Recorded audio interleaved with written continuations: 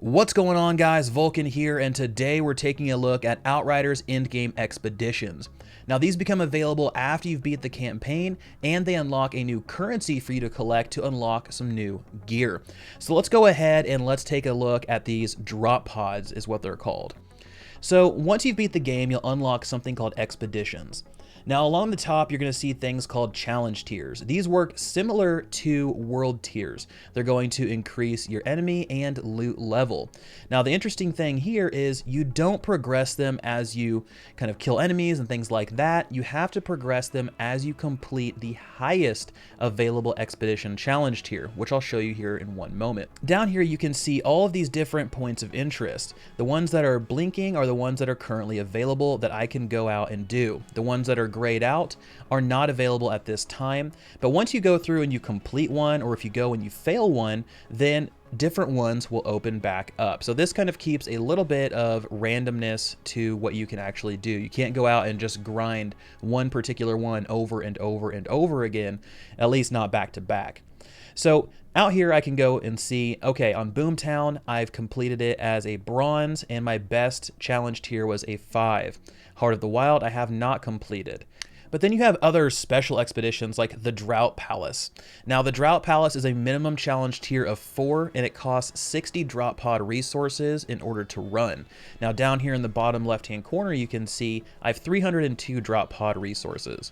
Here it says resources gathered from drop pods. They're required to embark on the hardest expeditions. Tiago can exchange them for items and other resources, which we'll talk about here in a moment.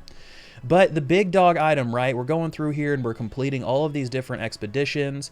And as you can see, Colosseum, minimum of 8. Then we get to Scorched Lands, a minimum of 12. And then we get to the pinnacle activity, and that is Eye of the Storm. Now, this is a minimum of 15, which is the cap. Challenge tier 15 is as high as you can possibly go. We don't really know too much about this one other than it costs a ton of resources. So if I click Z, I can bring up the expedition's overview, and you can see here on the left hand working to our right, expedition difficulty is determined by the selected challenge tier. The fastest way to unlock new tiers is to play the highest currently available tier. Better completion times, more tiers unlocked, and more drop pod resources are gathered. And then you can collect loot either after the expedition if you fail, or if you win, you can collect it directly from the drop pod. We'll talk about that in a moment. But here's what I was talking about with the Eye of the Storm. You can see unlock challenge tier 15 and gather 40,000 drop pod resources to embark on the final expedition to the Eye of the Storm. 40,000 drop pod resources. Now we're at a point where you complete a map and you get 22 to 25.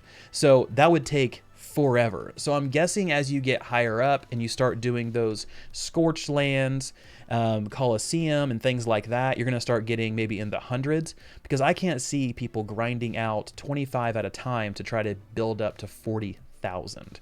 So curious what this is. I know there's some people out there that are going to be there in a matter of time, like a week probably. So we'll know about this before too long. So let's go ahead and talk loot. Now, when you beat a mission on the highest medal, which is a gold medal, you're going to earn 15 pieces of loot.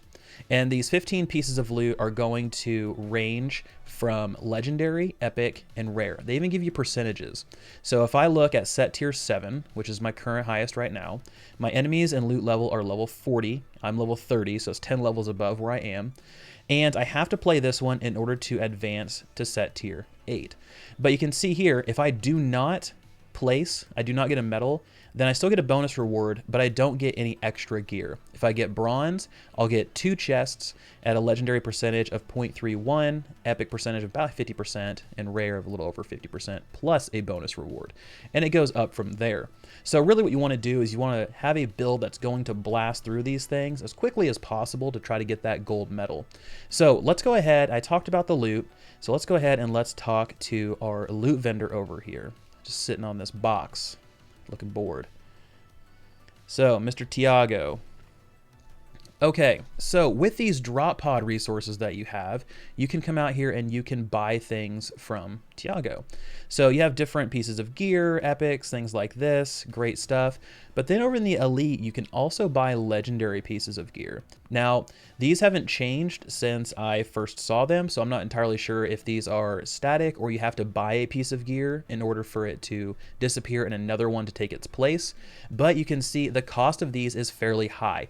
And all of these are the exact same price. So they're all 36.16. So this is a good system if you need a piece of gear specifically to make your build work, or if you're having a really bad time with legendary drops in expeditions. You're always going to get those drop pod resources as long as you complete the expedition. And at that point, you can come out here and buy some of these things. So let's talk about how expeditions actually work. So in an expedition, you're going to have that timer you're running against, and you have 3 total tries. As you're playing through the expedition, if you die at any point in time or your party wipes, then you fail the expedition and you restart from the very beginning.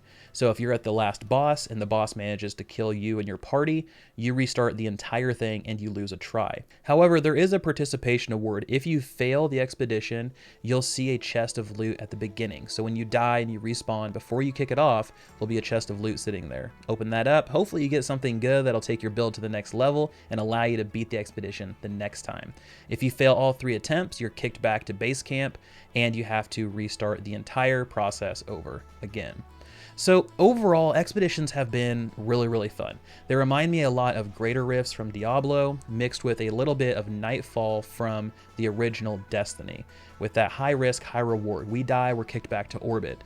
Now, running through these against the timer, some are way more difficult than others. Boomtown was one of those. I just felt like things were a little more tanky.